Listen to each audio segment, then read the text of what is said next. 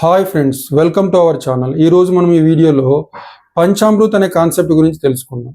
So ప్రధానమంత్రి Narendra Modi 2021 United Kingdom గ్లాస్గోలో జరిగిన ఒక క్లైమేట్ కాన్ఫరెన్స్లో భాగంగా COP26 అంటాం.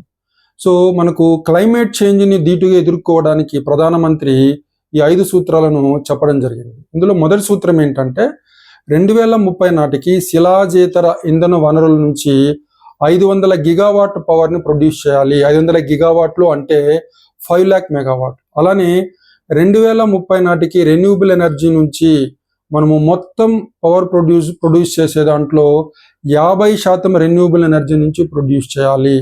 అలానే కార్బన్ డైఆక్సైడ్ ఎమిషన్స్ అంటే గ్రీన్ హౌస్ గ్యాస్ ఎమిషన్స్ని 2030 నాటికి 1